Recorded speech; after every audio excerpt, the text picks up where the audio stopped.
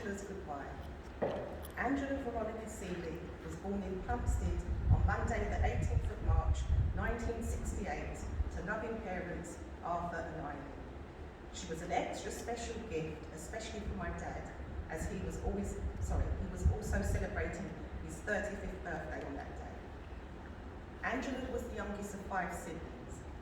Eva is the eldest, and even though she has learning difficulties, she would keep us in check and grass on us to mum and dad. Next, Greg, who had the hard task of looking after all of us when our parents were working. Lucky for us, he was easygoing and joined in when we were up to no good. Alan was the comedian and entertainer of the family. We thought he would grow out of this phase, but clearly he hasn't. Then there is me, Michelle. Of course, what can I say? I was the angel. Last but not least came Angela, who was the baby and took great pleasure in reminding everyone of that fact. Angela was a lovely sister, but was the biggest scaredy cat. On Saturday nights, my parents would go up to bed and we said we were all staying up to watch the double bill of horror films. Angela would sit with us, but as soon as the haunting music came on, she would say she is going to the toilet and sneak off to bed. Some of our favourite childhood games we loved playing included being acrobats. We would get the old mattress out and put it in the garden. Greg would get on his knees, Alan then would sit on his shoulders, I would sit on Alan's shoulders, and then we would make poor Ange climb to the top. Once we had made our tower, we would all roll forward like we were in the circus. Looking back on it now, no wonder Angela was reluctant to take part. I'm surprised she didn't break any bones, but I must admit it was fun at the time. Angela always managed to mess up our games. If we were playing rounders, one of us would be waiting patiently for Ange to throw the ball. Why, when we were standing straight in front of her, did we suddenly see the ball veering to the left, over the fence and landing in the neighbour's garden? Back in those days, we were only allowed to knock for the ball once. With all of us moaning, we sent her off to get the ball, seeing as it was all her fault. Eventually she would come back and the game would resume. We managed to play for another good 10 minutes or so, then it was Angela's turn again.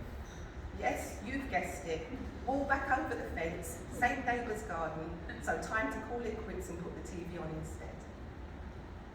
Angela started from nursery at Haymow Road Primary School, and in 1973 she met and made some lifelong friends such as Lisa and Karen. In 1979, Angela followed in the footsteps of the rest of the Sealey kids and attended Elton Green Secondary School. Luckily, Angela didn't have the same welcome as me. I will always remember my first days as I was greeted with the dulcet tones from the Deputy Headmaster, Mr. McIntyre. Oh no, not another Sealey. I did not fully understand what this greeting meant, but soon realised it was due to the fact that Greg and Alan had already attended and made such a good impression on the headmaster that instead of paving the way for us, they got us a bad reputation. But you will be pleased to hear I took great pleasure in replying to him and said, "Don't worry, sir, there's another Sealey on her way." I'm happy to say Angela broke the mould. She was Miss Goody Two-Shoes at school and came away with the most CSCs and O-levels the Sealeys ever achieved. My sister was a party animal. She loved going to the pub in Elton, going to clubs such as Bentley and 10, to name a few, and enjoyed herself. Angela loved to travel and went on holidays with her girlfriends and also weekenders away. Angela and Karen worked part-time in Pizza Hut in the Angel, and we would look forward to free pizzas on the weekend. She also worked as a claims assessor in Croydon and passed her driving test first time in October 1990, but sadly just a few months later she became ill and was diagnosed with multiple sclerosis in 1991. This did not deter Angela. Although she was retired on medical grounds, she still tried to get around. First she would use a stick, then her walker, and occasionally her scooter. Angela met her partner in crime, Roy, in 1991. They went on to get married and lived happily until he passed away in February 2014. In 2016, Unfortunately, she was diagnosed with frontal temporal dementia, and I had to step in as Angela was a kind and generous person, which some people took advantage of. This diagnosis still did not dampen Angela's spirits.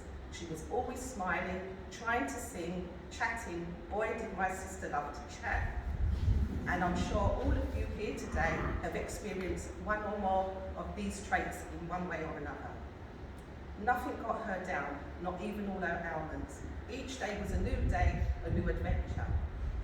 Angela enjoyed going to play bingo at the community hall, MS Club, where she helped out with their fundraising, which led her to meet a lovely friend, Jeannie, plus still managed to find her way to the pub.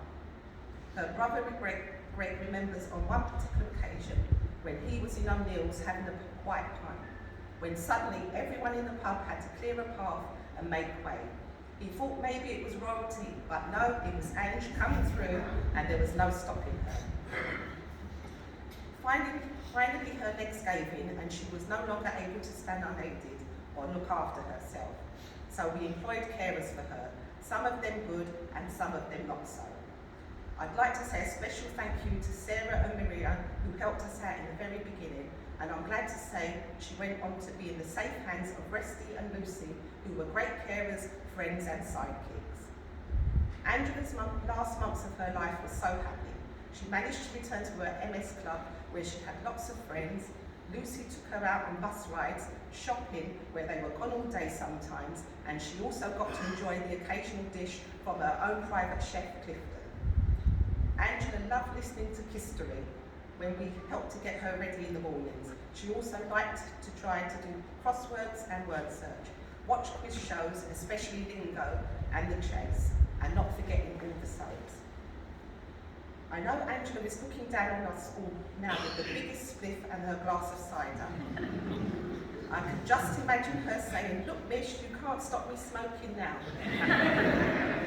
Then going into her loud, infectious laugh that she was so well known for. "Ange, you are at peace now, love, and even though we are all sad and miss you, we know you are no longer in pain and in a better place. You behave yourself. You are the one who is now paving the way for all the Sealeys. We don't want to hear, 'Oh no, not another Sealey,' when the time comes for us to leave."